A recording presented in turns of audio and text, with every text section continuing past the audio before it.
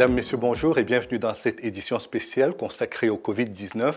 Nous vous emmènerons respectivement dans quelques pays africains au sein de la diaspora pour à la fois mesurer le chemin qui a été parcouru pendant le confinement et surtout celui qui sera parcouru après le déconfinement. Nous irons tour à tour à Madagascar, au Cameroun, au Bénin, en Côte d'Ivoire, au Mali et bien sûr, nous resterons aussi au sein de la diaspora pour évoquer ce qu'a été à la fois le confinement mais surtout les mesures de déconfinement.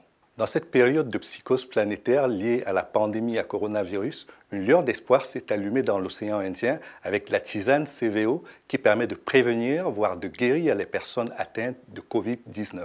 Sur la situation à Madagascar et le remède produit par l'Institut de recherche malgache appliqué, le reportage de Gaël Borgia. 20 mars 2020, après plusieurs jours de suspense, le verdict tombe. Les 3 premiers cas de coronavirus sont arrivés à Madagascar. Tous les lieux publics sont immédiatement fermés. Douche froide pour ces noctambules d'Antananarive venus assister à un concert. Nous sommes tristes et vraiment très touchés d'apprendre que le coronavirus est arrivé à Madagascar. On encourage tout le monde à prier car il n'y a aucune solution à part Dieu. Les sans domicile fixe sommés de partir. Que tout le monde rentre chez soi. Dites au président Ange Razuel de nous donner un logement car nous n'avons pas d'endroit où dormir. On dort ici au marché. On aide un peu les vendeurs au marché à ranger leurs marchandises. Puis le soir, on dort dehors. En 3 jours, Madagascar passe de 3 à 12 cas. La capitale est confinée. Des blindés quadrillent la ville. Mais très vite, les autorités se rendent compte qu'un confinement total est impossible. 75% de la population gagne moins de 2 $ par jour et survit grâce à des petits boulots de rue. Comme Thérèse, obligée de vendre quelques journaux pour espérer manger dans la journée. Même si j'ai peur de la maladie, je n'ai rien à manger, donc je dois travailler. La vie est dure. Face à cette misère sociale, les autorités lancent un plan d'urgence. Riz, sucre ou encore huile sont distribués à tous ceux qui ne peuvent plus travailler. Les entreprises sont aussi dans l'impasse. Comme ce gérant d'hôtel-restaurant, tous attendent que les autorités valident un plan de soutien aux entreprises de 295 millions de $. Surtout le secteur du tourisme, filière la plus durement touchée par la crise. Globalement, dans la chaîne de valeur totale, c'est plus d'1 million de personnes qui sont impactées négativement et qui ont perdu toute source de revenus liée au secteur touristique. Si on n'a ni accès à des crédits à taux bonifiés, ni à des subventions, la prochaine étape dans 6 mois, c'est le licenciement économique. La réponse politique, elle est longue. Mais à un moment donné, effectivement, il faudra qu'on puisse savoir si on va nous aider, à quel moment on nous aidera et sur combien de temps. Mais pour l'heure, le président a une autre priorité, le Covid Organics. Avec l'appui de l'IMRA, l'Institut malagasy de recherches appliquées, réputé mondialement, les autorités mettent sur pied un remède traditionnel amélioré en moins d'1 mois. Le Covid Organics est présenté comme un remède miracle. Nous avons déjà fait les tests et jusqu'à présent, 2 patients ont été guéris grâce à la tisane CVO. J'ai une tante qui est atteinte du coronavirus. Je l'ai appelée en personne et je lui ai dit « Tantine, il vaut mieux que tu boives de la tisane, celle produite par l'IMRA. Laisse tomber les traitements médicaux qu'on t'a prescrits. » Je lui ai fait boire la tisane CVO. Elle avait du mal à respirer car elle avait des troubles respiratoires. Une journée après avoir bu ce remède, elle m'a appelé et m'a annoncé « Président, je vais mieux, je peux marcher. » L'IMRA ne présentera aucune étude clinique, 2 personnes guéries et la tante du président. Cela sera suffisant pour lancer le déconfinement progressif au bout d'1 mois, à grand renfort de rasades de Covid Organics distribuées gratuitement dans les écoles et dans la rue aux familles les plus démunies. L'Académie de médecine de Madagascar fait part de ses réticences contre un remède distribué à grande échelle. Mais le président veut sauver le monde, à commencer par l'Afrique, à qui il offre des milliers de doses du Covid Organics. Le ballet des avions diplomatiques commence. Guinée équatoriale, Bissau, Niger, Tchad, Comores, une vingtaine de pays reçoivent leur dose du Covid Organics, malgré les réserves de l'OMS, de l'Union africaine et de la CEDEAO, qui préfèrent rester prudentes et attendre les preuves scientifiques. Je suis le vice-ministre de la Santé, envoyé spécial du président Obiang, venu porter un message de soutien à son frère, le président de Madagascar, pour la découverte d'un traitement curatif et préventif CVO issu d'un pays africain. Le Covid Organics est au sommet de sa gloire. Mais la courbe des malades s'envole, les autorités croulent sous les demandes d'aide. 130 000 familles sont sans ressources sur 327 000 foyers dans la capitale. Les entrepreneurs sont aux abois et l'épidémie ne fait que commencer. Reportage signé Gaël Borgia depuis Antananarivo à Madagascar. Nous l'y rejoignons d'ailleurs. Bonjour Gaël. Bonjour Louis. Madagascar est devenu, avec son président aujourd'hui, une des têtes de pont du panafricanisme sanitaire avec le Covid Organics qui a été proposé en traitement contre la Covid-19. Il y a eu le bras de fer à un certain moment entre l'OMS et Madagascar, voire avec d'autres pays africains. Mais il y a surtout eu cette rencontre entre le président malgache et le directeur général de l'OMS. Que pouvons-nous retenir de l'entrevue entre les deux personnalités ? Cet entretien entre le président malgache et le numéro 1 de l'OMS a surpris beaucoup ici, c'était un peu inattendu. Il est vrai que les relations entre l'OMS et Madagascar se sont un petit peu tendues ces derniers temps, puisque Madagascar a sorti ce fameux remède Covid Organics. Et lors de cette présentation, lors de la présentation de ce remède traditionnel amélioré, eh bien, la représentante de l'OMS Madagascar n'était pas présente. Ensuite, il y a eu cette déclaration du docteur Moeti, la représentante Afrique de l'OMS, qui a demandé à Madagascar de prouver l'efficacité du remède de manière scientifique. Alors, le ton du président malgache a monté.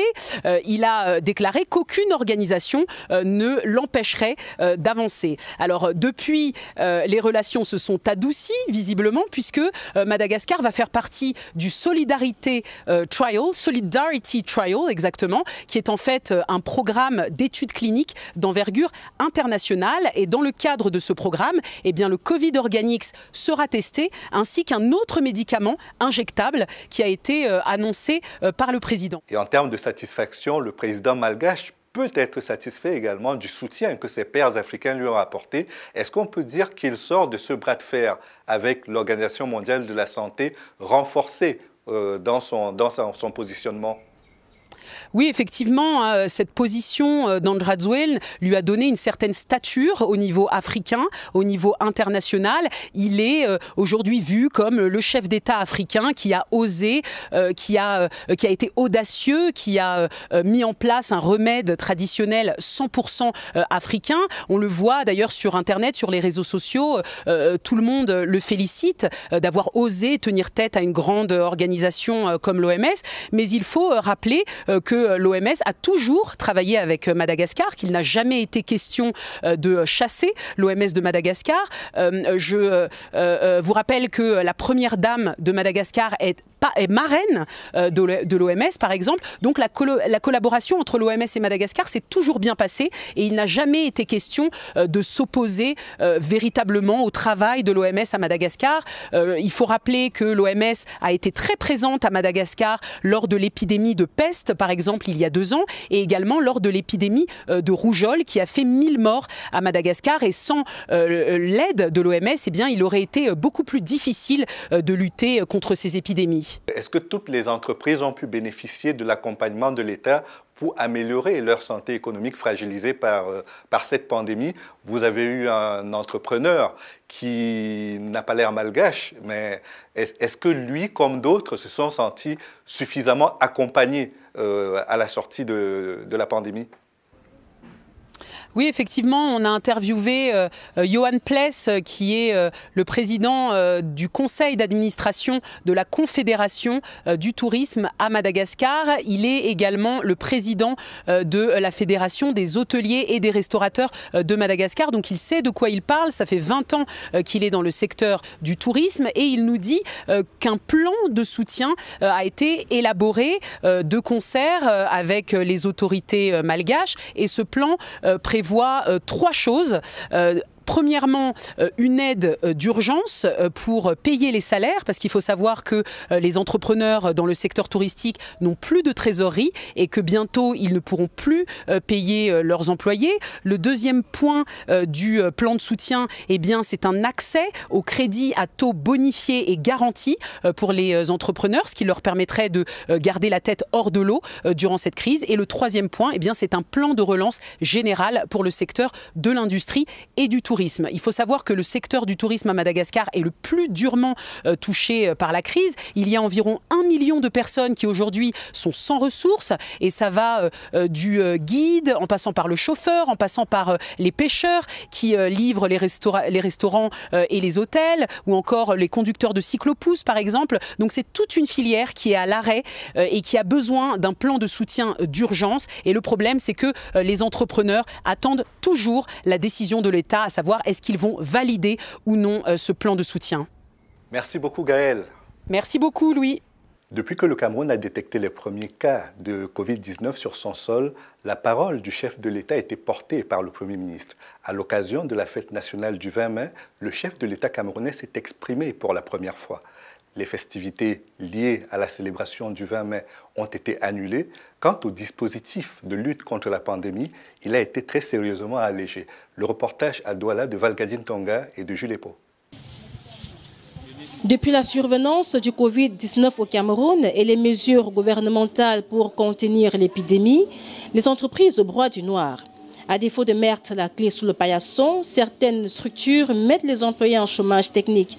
Cas de la chaîne de télévision privée Canada International, elle a réduit de son effectif 71 employés. On pourrait préconiser déjà aux entrepreneurs de réduire l'effectif de travail, l'effectif, en permettant par exemple, je vais prendre un cas tout simple, vous avez un effectif de 10 employés, vous allez permettre à ces employés de venir travailler en vague de 3 et permettre juste un rallongement du temps de travail. L'un des secteurs les plus touchés est bien l'hôtellerie.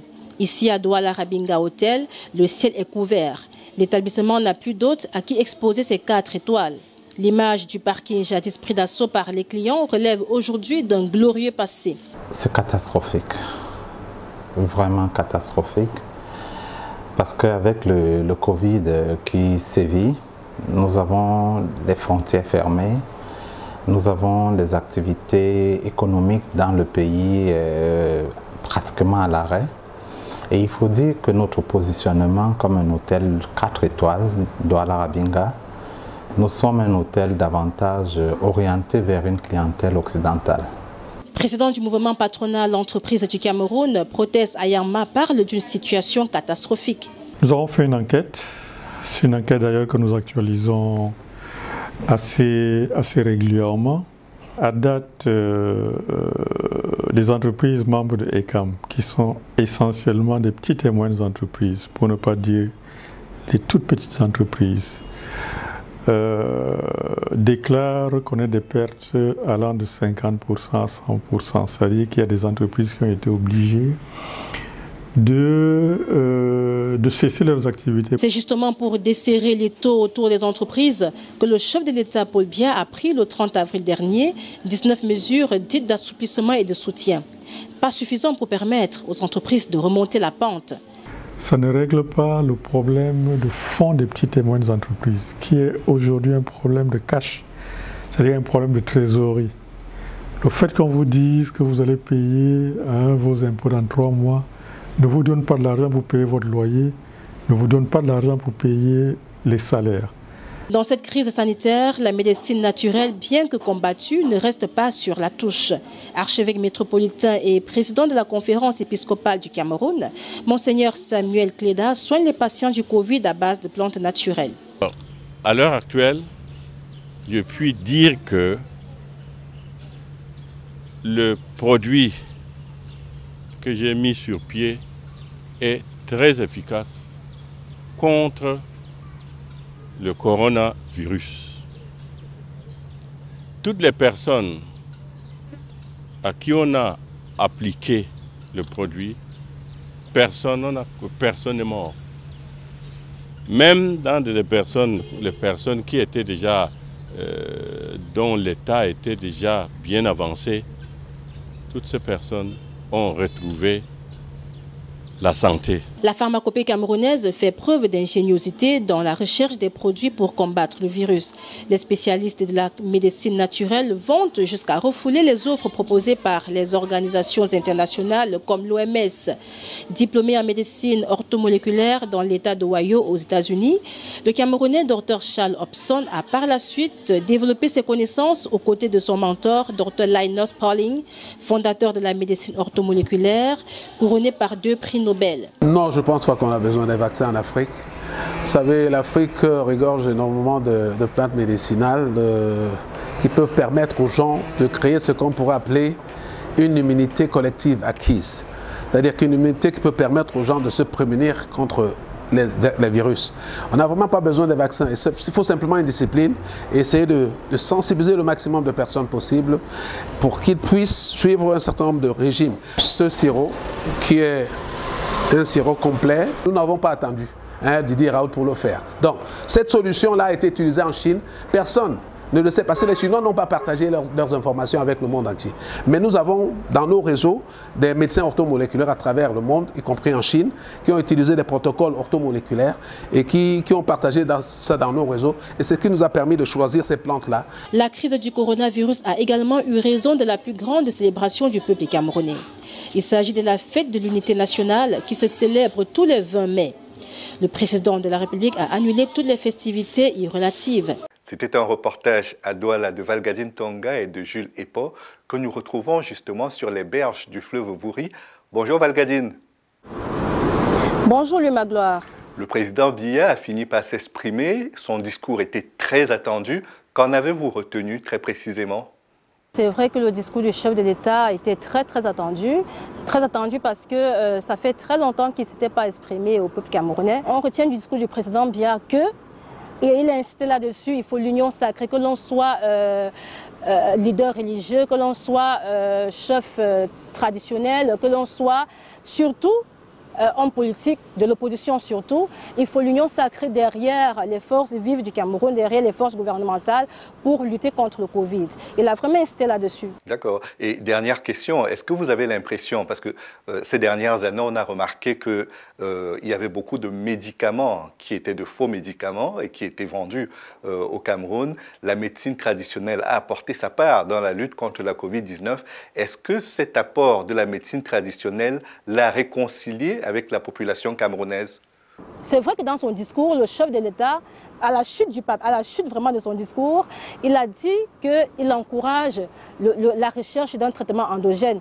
Bon, traitement endogène, est-ce que ça veut dire traitement de la médecine naturelle? Est-ce que c'est une fleur qu'il jette aux pratiquants de cette médecine-là? On ne sait pas vraiment, mais bon, l'espoir a commencé un peu à naître avec ces 2 mots-là, traitement endogène. Merci beaucoup Valgadine. Alors que le Bénin amorce une reprise des activités après les mesures de restriction adoptées par le gouvernement pour protéger les populations de la pandémie, le secteur de la médecine traditionnelle n'a pas ménagé sa peine pour lutter contre cette nouvelle pandémie. La nouvelle urgence du pays, éviter la crise économique en permettant une relance globale des activités. Le reportage à Cotonou de Romaric Montchebi et Édouard Quintogandou. La reprise progressive de la vie et des activités économiques au Bénin a été décidée en Conseil des ministres le 6 mai 2020. Dans le cadre de la lutte contre la pandémie de Covid-19, il s'est avéré nécessaire de favoriser le retour progressif au cours normal de la vie et des activités économiques. Et le bilan du coronavirus est passé depuis le 14 mai à 339 cas confirmés, dont 254 sous traitement, 83 guéris et 2 décès. Une situation qui replonge dans les réticences affichées à l'avènement du Covid-19 il y a environ 2 mois déjà. Le Bénin n'a pas des personnes âgées qui se trouvent dans des maisons conçues à cet effet. Les gens très tôt ont eu la perception de cette pathologie à travers le mode de vie, à travers tous les comportements, fut-ils déviants ou autres, dont les gens sont restés dans ce postulat. Le pays est un pays à économie fortement informelle. Il y a même déjà une inflation qui est en cours. Vous savez que dans le secteur du tourisme aujourd'hui, des licenciements pour motifs économiques, on a déjà des réductions de revenus à 30, 40, voire 50%. Si les lieux de culte et de grands rassemblements, les débits de boissons, les minibus et bus de transport de personnes restent encore sous l'emprise de l'interdiction, les écoles et universités ont rouvert et le cordon sanitaire levé. Une reprise timide mais réelle dans les faits.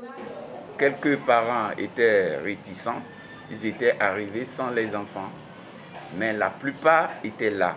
Et chez nous, on a essayé de ne pas les aligner, on les a mis sous forme de damier. Bien avant, on a déjà le dispositif de lavage de mains. Il n'y a pas d'attroupement qu'on craignait au niveau des systèmes de lavage de mains. Dans notre établissement, nous respectons les mesures barrières. Le port de masque obligatoire. Nous ne nous serrons plus la main. Quand ils ont ouvert les écoles, je suis venue croyant que ça va changer, ça va être comme avant là, ce n'est plus comme ça. Les enfants te dépassent, ils rentrent dedans, ils n'achètent plus. Donc on gagnait par jour, par exemple, 10 000, on ne gagnait que 0 francs. Mais dès qu'on a repris les activités, ce n'est pas mal. De 10 000, au moins on gagne 1 000 francs maintenant. 1500, 1200, Le gouvernement renforce la riposte avec la distribution gratuite des masques dans les écoles et le dépistage systématique et progressif des enseignants, du personnel administratif et de services. En dépit des solutions de la médecine moderne à enrayer le Covid-19 et prônée par l'exécutif, l'approche des pratiques endogènes reste toutefois utile aux yeux de certains citoyens. Les graisses d'aloès, on peut prendre une cuillerée à soupe matin et soir pendant 3 jours. L'essentiel, c'est de renforcer son système immunitaire, la première des choses. La vitamine C, ça fait partie des micronutriments dont l'être humain en a besoin à tout moment pour renforcer son système immunitaire. Je prends par exemple le pamplemousse, le citron, le baobab, le kiwi, le véronia. C'est très important pour cette affaire de coronavirus. Consommons plus de protéines végétales, c'est-à-dire le vanson, le cassoulet, le haricot rouge, et évitons les aliments en conserve. Et surtout aussi la vitamine A, très important pour nos yeux et pour le système immunitaire entier. Si le Lesotho reste le seul indemne en Afrique, le Bénin, avec le vécu du Covid-19 et la prévention de toute éventuelle pandémie, décide de la création de l'Agence des infrastructures sanitaires, de l'équipement et de la maintenance. C'était un reportage à Cotonou au Bénin de Romaric Montchebi et de Edouard Kintogandou. Je retrouve d'ailleurs à Cotonou ces deux correspondants de Eden. Bonjour Romaric. Bonjour Louis.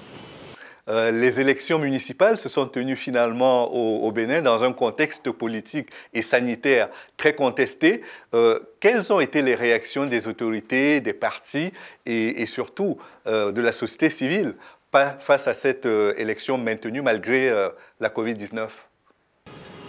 Au Bénin, c'est vrai que les élections communales et municipales de 2020 étaient annoncées pour le 17 mai. Et déjà, le point de vue de l'opposition par rapport à cette tenue des élections, c'était d'appeler massivement le peuple béninois au boycott vu la situation pandémique dans le pays. Mais du côté de la mouvance, avec les deux grands blocs que nous connaissons, c'était un appel systématique à sortir pour aller mettre les bulletins dans les urnes. Et le gouvernement s'y est attelé parce que depuis le début de la pandémie, on a vu comment est-ce que les autorités sont restées dans une dynamique se battant tous les jours, se mettant ensemble dans leurs efforts pour que les élections soient vraiment tenues. Et puis la Commission électorale nationale autonome a mis les grands moyens, les mesures barrières ont été respectées, les dispositifs ont été convoyés à temps et effectivement, le 17 mai, on a eu quand même les élections communales et municipales au Bénin. Certains estimaient que tenir ces élections pouvait participer à aggraver la situation pandémique au Bénin. Est-ce que c'est le cas ? Je dirais que l'aggravation, jusque-là, n'est pas encore établie, que ce soit dans les chiffres, que de façon exponentielle, de façon à diminuer quand même les résultats ou les données. Jusque-là, on n'a pas encore de sortie officielle ni de l'opposition, ni de la mouvance, ni de la société civile pour se prononcer sur cette aggravation qu'on pourrait peut-être présumer. De toute façon, jusque-là, on note quand même de l'apaisement au niveau du Bénin et à voir la participation d'ailleurs qui a été un des éléments qui montre que les Béninois sont restés fervents, sont restés positifs, que la pandémie n'allait pas avoir d'effet sur eux. On a eu 49,14% de taux de participation à comparer aux élections communales de 2015 qui ont affiché 57%. Et entre les deux, on a eu les législatives de l'année dernière, 2019, qui ont quand même donné 27%. Donc à comparer quand même à ces chiffres, on peut estimer qu'il y avait plus de peur que de mal. On attend que les sorties officielles soient établies par rapport à l'aggravation ou non de la situation pandémique au Bénin. Dernière question, Romaric. C'est l'impact économique de la pandémie, à la fois sur le commerce, sur les recettes de l'État. Est-ce qu'il y a des mesures d'accompagnement qui ont été prises et de quelle nature sont-elles? Ont-elles déjà commencé à être déployées sur le terrain? La situation économique, dans cette situation, je dirais, de la pandémie du coronavirus est quand même exposant quelques difficultés sur les activités économiques. Il y a la baisse des demandes à l'exportation, c'est de façon générale. Et déjà, le Fonds monétaire international a estimé que la croissance économique au niveau du Bénin, qui était de 7% en 2019, allait s'établir autour de 3,2%, ce qui montre qu'il y a vraiment un malaise. Et également, au niveau des dépenses de santé, on a vu quand même qu'il y a une certaine croissance. Le bilan de l'investissement pour coronavirus s'établit à 1,7% du produit intérieur brut. Et c'est sans compter avec les mesures que le gouvernement a quand même prises d'accompagner, de soutenir de façon systématique, de façon ciblée et provisoire les entreprises qui sont affectées par la situation. Merci beaucoup, Romaric, et bonne journée. Bonne journée, Louis. Après 2 mois de mise en berne des activités, la Côte d'Ivoire a sensiblement allégé son dispositif anti-Covid-19. Même si les lieux de culte et les maquis ont rouvert, la prudence reste de mise. Le reportage en Côte d'Ivoire de Paul-Richard Aolia et Angelex Willy.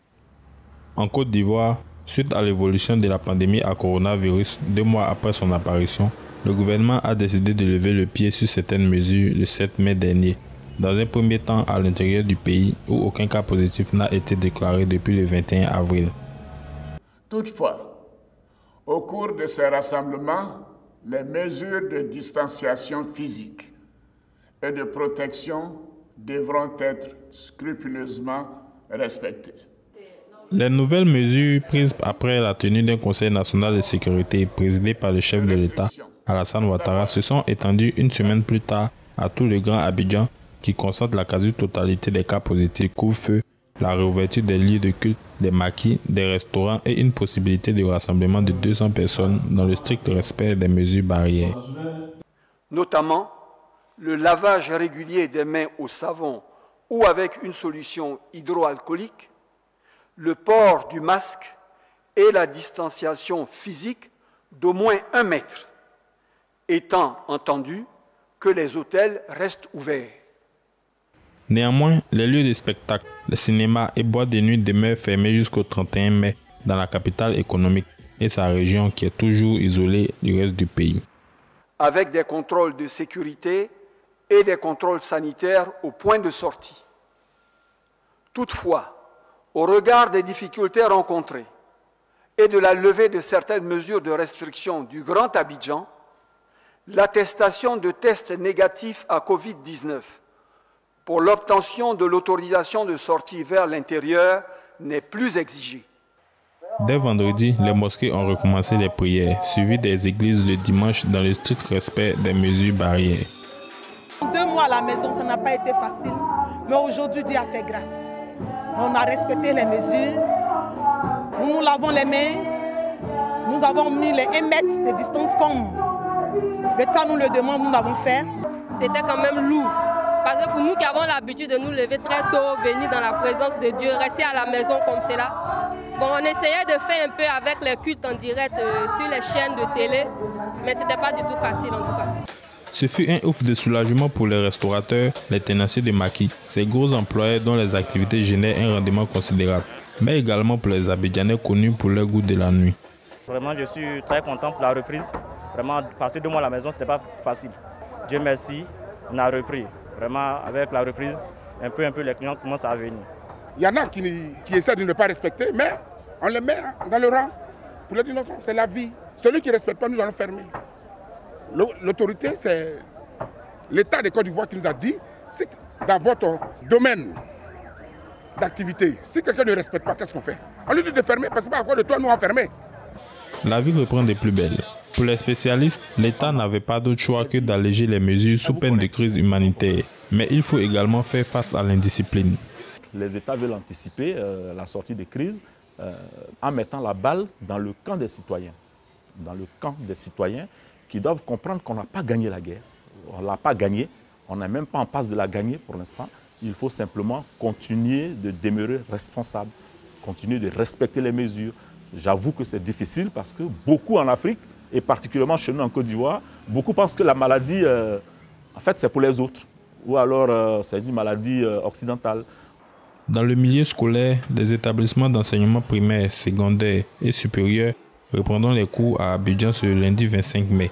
Ceux de l'intérieur ont déjà repris le chemin de l'école depuis le 18. Des convois ont donc été organisés dans la foulée pour faciliter le retour de près de 20 000 élèves et enseignants restés bloqués dans la capitale économique ivoirienne. Mais force est de constater que ce n'est pas chose facile. Après l'enrôlement, on a reçu des SMS pour notre départ effectif. Donc on a répondu à l'appel. Depuis 5 heures, nous sommes là. Ça fait au moins 3 heures qu'on est planté au soleil. 2 organisations. Hein? Alors ça veut dire quoi ça? On est fatigué. Le transport passé de 8 000 à 12 500. C'est pas normal. Le processus pour avoir son ticket de transport relève d'un véritable parcours du combattant, souvent au mépris des mesures barrières. Le rang avance timidement. On ne sait pas si on pourra partir aujourd'hui. Vous-même, vous constatez avec nous que la distanciation n'est pas respectée. C'est un problème même qui est vraiment inquiétant. Parce qu'on est nombreux, on est plus de 50 personnes ici. Donc c'est inquiétant. On a peur même de prendre même la maladie ici. Dès le début de la crise, le gouvernement a lancé un vaste plan de soutien économique et humanitaire à travers plusieurs fonds d'appui. Les PME ont commencé à recevoir leurs chèques, mais ce sont 40 milliards qui sont pour le moment disponibles sur les 150 milliards de francs CFA annoncés. Et la lenteur administrative semble être un frein à l'opération. Il nous faut véritablement faire une étude un peu plus complète, un peu plus élargie pour voir l'impact. Et les fonds ont été débloqués par le gouvernement, il faut saluer cela. Maintenant, il faut voir comment est-ce que ces fonds seront suffisants, à quel secteur sera prioritaire. Ce sont les grandes questions pour la prochaine étape. Du côté des populations, l'aide aux plus démunis estimée à 170 milliards de francs CFA est entrée dans sa phase active. Malgré un allègement de certaines mesures, l'état d'urgence est toutefois maintenu en Côte d'Ivoire et les frontières restent fermées jusqu'au 31 mai. La fin de la crise semble encore loin car le pays enregistre plus de 1000 cas actifs au coronavirus pour 28 décès et une moyenne de 30 cas positifs par jour. C'était un reportage à Abidjan de Paul-Richard Aolia. Paul-Richard Aolia que nous retrouvons justement en direct. Bonjour Paul-Richard. Bonjour Louis.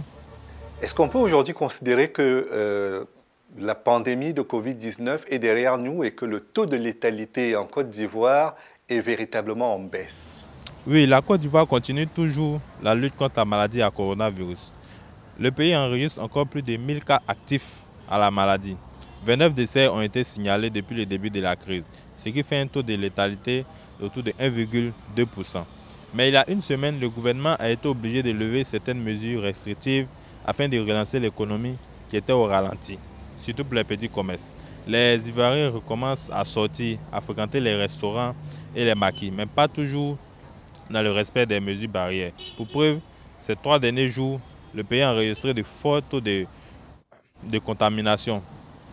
Au moins 170 personnes ont été déclarées positives au coronavirus. Il faut aussi noter que les élèves et les enseignants qui étaient à Abidjan sont en train d'être renvoyés à l'intérieur du pays pour recommencer les cours. Ceux qui ont fait les tests à Abidjan n'avaient pas encore les résultats. Mais depuis quelques jours, les résultats sont en train de sortir et il y a déjà 2 cas positifs qui ont été signalés à l'intérieur, mais venant d'Abidjan. Ces cas seront rapatriés par les autorités sanitaires compétentes. Est-ce que vous avez fait appel en Côte d'Ivoire, Paul Richard, à la médecine traditionnelle comme on l'a vu dans certains pays africains? Les tradipraticiens sont très présents en Côte d'Ivoire. En début de crise, le président de la République a même fait un appel à la solidarité et à l'entraide afin que tous mettent la main ensemble afin de trouver un remède. Mais jusqu'à aujourd'hui, on ne les voit pas sur le terrain. Aucun remède n'a été encore annoncé venant des tradipraticiens. Les malades sont encore traités à la vitamine C et aux antibiotiques. Cependant, dans les universités, les recherches continuent toujours. Et les étudiants d'une grande école à Yamoussoukro ont même mis sur pied un gel désinfectant. Donc on peut dire que c'est ce gel désinfectant qui est le seul remède pour le moment officiel qui a été découvert par les Ivoiriens. Au-delà de la reprise sanitaire, au-delà des mesures de déconfinement, est-ce qu'aujourd'hui l'État de Côte d'Ivoire se sent suffisamment fort à la sortie de cette pandémie pour affronter, pour reprendre son rythme de vie normal, celui qui était le sien avant la pandémie de Covid-19? La Côte d'Ivoire, qui est la locomotive de l'Afrique de l'Ouest, qui a un taux de croissance depuis plus de 6 ans à 2 chiffres, est obligé de revoir pour l'année 2020 son taux de croissance à la baisse. Ça veut dire que le pays sera vraiment impacté par la crise à coronavirus. Actuellement, le gouvernement songe plutôt à mettre sur pied un vaste plan de relance économique et sociale afin d'atténuer les effets de la maladie, que ce soit au plan économique, que ce soit au plan social, que ce soit au plan humanitaire. Lorsque la crise finira, le bilan sera fait, mais il faut dire que le pays sera fortement impacté par la maladie. Merci beaucoup, Paul Richard. Bonne journée. Merci, Louis. Le Mali fait partie des derniers pays africains à avoir enregistré des cas de contamination à la Covid-19. Le pic de l'épidémie n'a pas encore été atteint dans ce pays du Sahel, qui a néanmoins décidé de la levée des mesures de couvre-feu. Le point de la situation à Bamako avec Assitan Diallo et Adama Diarra. À l'issue du Conseil national de défense du 8 mai 2020, le retour à une vie quasi normale se dessine peu à peu avec la levée du couvre-feu sur l'étendue du territoire national. Le Conseil national de défense du vendredi 8 mai 2020 a-t-il préconisé? Premièrement, le port obligatoire du masque dans les espaces publics. Deuxièmement, la prorogation jusqu'au 2 juin prochain de la fermeture des écoles primaires, secondaires et supérieures. Troisièmement, la levée du couvre-feu sur l'étendue du territoire national. Vraiment, ça a été tellement dur pour nous, on ne peut même pas s'expliquer sur ça. Tu sais, nous, on travaille nuit et jour. Donc à partir de 21h, le couvre-feu, ça dit que à 18h déjà, on fait l'arrêt. Parce qu'à partir de 18h, quand tu bouges, tu ne peux pas te retourner. Vraiment, on ne sait pas comment remercier, quoi. Au vu de la gravité de la maladie et de sa facilité de contamination, le Mali, comme la majeure partie des pays du globe, a dû s'adapter à des gestes barrières de prévention stricts afin d'éviter la propagation du virus. Cependant, nous observons que ces mesures de sécurité ne sont pas majoritairement appliquées. À 100% de la majorité de la population, si tu calcules les 100%, tu vas voir qu'au moins 20% y croient, au moins 80% n'y croient pas. Les gens vont peut-être se dire que voilà, le corona il a éradiqué et tout ça, mais non. Je crois que c'est maintenant qu'il faut être encore plus vigilant et redoubler dans les mesures de précaution. Depuis l'enregistrement du premier cas le 25 mars 2020, le dernier bilan du coronavirus au Mali, en date du 21 mai, fait état de 931 cas confirmés, 543 guérisons et 53 décès. Même si nous faisons partie des pays qui ont été les derniers à pouvoir enregistrer des cas, on ne sait pas encore si nous sommes dans la pente descendante ou pas, mais dans tous les cas, nous avons une moyenne journalière de cas qui tourne autour de 15 à 20. Cette épidémie, pour que nous puissions la maîtriser, il faudrait l'engagement de tous et de toutes. L'engagement surtout de la jeunesse, qui pour la plupart souvent ne croit pas à cette épidémie. Pourquoi? Parce que la plupart, soit ils sont asymptomatiques et ne tombent pas malades, par contre ils transmettent de façon importante la pathologie, la maladie, et surtout à leurs aînés, les personnes âgées qui sont les plus fragiles, qui ont des comorbidités et qui payent le plus lourd tribut à cette pandémie. Le Mali Étant un pays conservateur, la majeure partie des Maliens font preuve de réticence quant à la guérison par le biais de médecine occidentale et préfèrent se soigner en faisant appel à la médecine traditionnelle. Après tant d'efforts, la médecine occidentale n'a toujours pas eu de remède contre le coronavirus. Nous devrons alors nous pencher vers la médecine traditionnelle en espérant avoir une issue. Sinon, à mon avis, il n'y a pas de remède contre le Covid-19. La seule solution, c'est de se protéger. La crise sanitaire due au Covid-19 a eu un effet néfaste sur l'économie du pays, avec la chute de la majeure partie des secteurs d'activité qui ont mené à un chômage technique pour un grand nombre d'employés au sein des entreprises les plus touchées. Les gens ont peur de sortir, pour cause le non-respect de la distanciation sociale dans les lieux publics. Nos véhicules roulent toute la journée sans avoir assez de clients et cela est une perte pour nous. Notre souhait aujourd'hui est que le gouvernement du Mali nous donne un coup de pouce afin que nous puissions rentrer dans nos frais. Par la grâce de Dieu, la pandémie n'a pas fait de ravages ici au Mali. Et nous prions toujours pour qu'elle soit éradiquée partout dans le monde. C'était Assitan Diallo et Adama Diarra depuis Bamako au Mali. Nous les y retrouvons d'ailleurs pour un commentaire sur la situation au Mali. Le Mali fait partie des pays qui ont décrété des mesures pour lutter contre le Covid-19, mais on a l'impression que ces mesures n'ont pas toujours été très respectées par la population. Qu'en est-il, Assitan ? Alors, effectivement, nous avons dû faire face, comme tout le monde d'ailleurs, à la pandémie du Covid-19 et des mesures barrières ont été instaurées comme partout dans le monde, à savoir le lavage des mains au savon ou au gel hydroalcoolique, la distanciation de sécurité d'1 mètre et le port de masque. Donc c'est vrai que ces mesures sont respectées dans la majeure partie, surtout en entreprise. C'est vrai que dans la vie de tous les jours, dans le quotidien des Maliens, dans les marchés et autres, c'est un petit peu moins de rigueur, mais on essaye vraiment de faire respecter les mesures au maximum. Hein. Mais est-ce qu'au niveau des autorités même, tout a été fait pour éviter qu'il y ait une explosion du nombre de contaminations ? Oui, au niveau des autorités, il y a eu beaucoup de... Alors, il y a déjà eu l'instauration du couvre-feu qui a été levé le 9 mai dernier, mais aussi les conseils donnés par rapport au confinement. Il n'y a pas eu de confinement à proprement dit, mais il y a eu beaucoup de conseils et il y a eu aussi la limitation des heures de travail qui ont été apportées en demi-journée et pour éviter à la population de rester un petit peu trop longtemps dehors et de côtoyer trop de monde. C'est vrai que même dans les sociétés, on a eu aussi des roulements, moitié en télétravail et la moitié en entreprise pour justement éviter les attroupements et éviter un petit peu la propagation du virus. Merci beaucoup. Merci beaucoup, lui, à très bientôt. La France est l'un des plus importants foyers européens de Covid-19. Elle a été confinée pendant une 50aine de jours. Depuis le 11 mai dernier, elle a décidé de progressivement déconfiner. Le point de la situation à Paris avec Roselyne Zanou et Toumba Biaï. 2 semaines après le déconfinement, les populations franciliennes reprennent progressivement leurs activités dans le respect des mesures barrières et de distanciation sociale, comme le souligne Joseph Hedge, entrepreneur dans le secteur de la coiffure. Ça nous a mis un bon coup, vraiment un coup derrière la tête parce que là,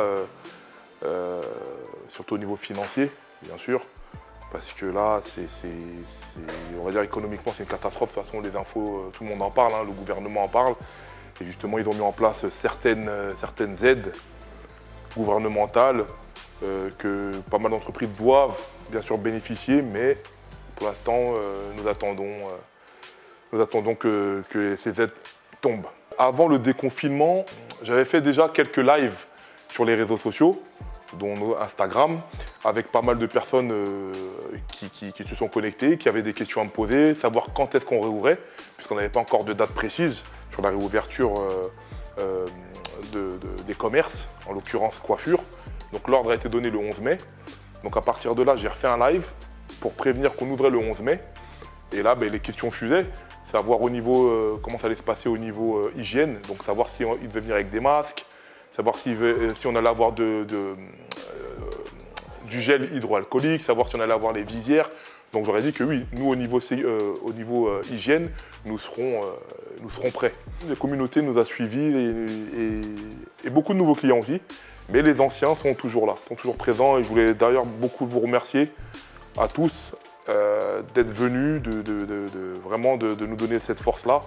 Parce qu'effectivement, c'est une période difficile. Le temps du confinement fut aussi celui de la cessation des activités économiques qualifiées par les autorités de non essentielles. Il faut faire une queue et après, au fur et à mesure que les clients sortent, en fait, nous on rentre. C'est bien. C'est la première fois que je vois là et franchement, j'avais un peu peur de venir. Mais là, ce que j'ai vu, j'ai la confiance. Avec le confinement, c'était pas facile. Donc là, maintenant, on nous a déconfinés. Ça me fait vraiment du bien de sortir pour faire des courses par rapport à cette maladie qui a passé. Ça fait mal, mais on vit avec. Durant cette période, les entrepreneurs ont appris à se réinventer en adaptant leurs activités aux urgences du moment. Plusieurs tailleurs se sont par exemple reconvertis dans la production de masques afin de pallier à la pénurie à laquelle la France faisait face. En temps normal, nous on est des couturiers, on fait des vêtements et tout. Mais en ce moment-là, il y a beaucoup de demandes de masques, tout ça. C'est pour ça, là, on s'est focalisé sur les masques, quoi. Bien sûr, on respecte les normes sanitaires. On met thermocollant pour bien doubler et ça filtre bien. Dans le métro, une réorganisation de l'occupation de l'espace a été effectuée pour garantir le respect des mesures barrières.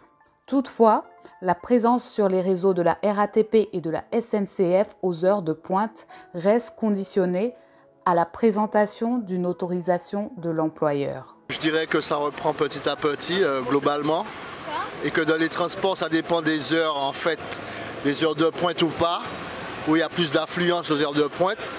Mais on peut dire que globalement, ça se passe bien. Les gens, ils respectent quand même plus ou moins les distances et les sièges vides, on va dire ça. La région est considérée comme une zone rouge, ce qui implique une vigilance sanitaire maximale. Dans plusieurs secteurs, comme dans celui de l'enseignement, l'heure est encore aux habitudes prises pendant le confinement. Les collèges, lycées et universités gardent leurs portes closes et 70% des écoliers franciliens continuent l'école à distance.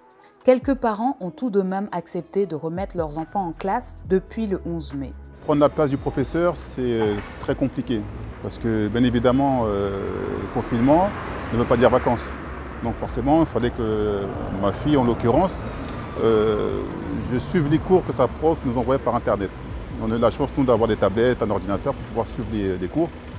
Donc c'était un peu compliqué. Donc pour ma fille, pressée de rentrer parce que son père la harcelait de travail. Donc c'est un peu compliqué. Pour moi, très bien, parce qu'au moins je peux retourner au travail. Parce que c'est la condition par rapport à mon employeur. Donc du fait que la mère de la petite soit soignante et qu'elle allait au travail, moi, je suis obligé de rester à la maison et la garder. C'est vrai qu'on avait des petites restrictions au départ parce qu'on ne savait pas trop. Après presque 2 mois à la maison, comment ça s'organise, surtout pour les enfants. Est-ce qu'il y aura tout ce qu'il faut pour les encadrer, surtout les mesures d'hygiène, comment ça va se passer? Il y avait beaucoup de préoccupations.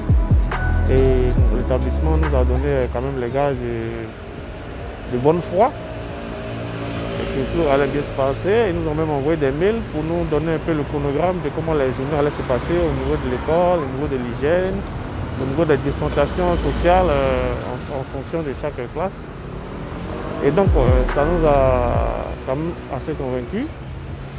Et voilà, c'est comme ça que j'ai décidé de l'envoyer à l'école. J'ai envie de vous dire une chose, j'attends pas après le gouvernement.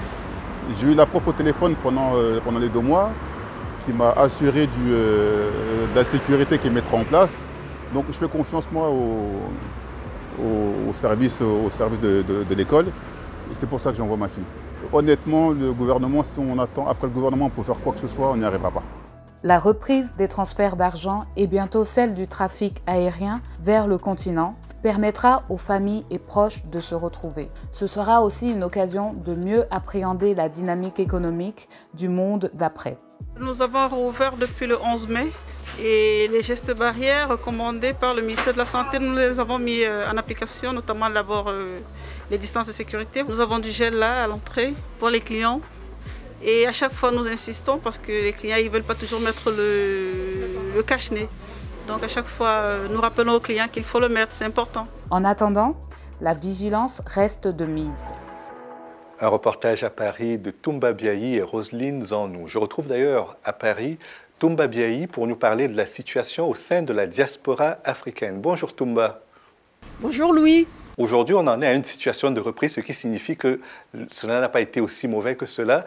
Est-ce qu'on a l'impression aujourd'hui que l'épidémie, la pandémie est derrière nous? Effectivement, Louis, le département Seine-Saint-Denis fait partie de ces zones sur lesquelles on s'est beaucoup inquiété au début de la pandémie. Mais sans vouloir stigmatiser une région par rapport à une autre, c'est toute l'Île-de-France, en tout cas, qui a été source d'inquiétude au niveau du respect des consignes décrétées par le gouvernement lors du confinement. Mais à partir du moment où un confinement généralisé a été décidé par le gouvernement à partir du 16 mars, toute la zone Île-de-France a été logée à la même enseigne et toutes les populations diasporiennes, aussi bien que les autres populations, ont dû s'adapter et surtout prendre le temps de respecter les mesures barrières qui ont été mises en place. Dernière question, c'est l'ouverture des frontières, parce que déconfiner, c'est aussi ouvrir les frontières. Certains pays ont commencé à annoncer les dates auxquelles les liaisons aériennes entre la France et eux reprendront. Est-ce qu'on a une idée de ce que cela peut représenter à la fois pour les Africains qui sont retenus ici en France et ceux qui voudraient continuer leur commerce ou leurs activités en France avec leurs partenaires économiques et commerciaux? Au niveau du trafic aérien, effectivement, il y a une reprise qui a été constatée. Donc l'espace Schengen qui était fermé pendant plusieurs mois a rouvert, ce qui permet une reprise du trafic commercial et aussi une reprise du trafic au niveau du tourisme sur la zone Europe. Pour les autres pays du monde, la reprise se fait progressivement dans les jours à venir, ce qui permettra notamment une reprise des activités commerciales avec les autres pays du monde et notamment les pays d'Afrique, ce qui permettra aux populations diasporiennes de pouvoir retourner auprès des leurs, rendre visite à la famille ou aussi reprendre certains échanges commerciaux qui ont été très affectés par cette pandémie et surtout par les mesures du confinement. Merci beaucoup Toumba. Merci beaucoup Louis. Merci d'avoir suivi cette édition spéciale consacrée à la Covid-19 et aux pays africains dans leur riposte face à cette pandémie. Merci également de rester en compagnie des programmes d'Eden.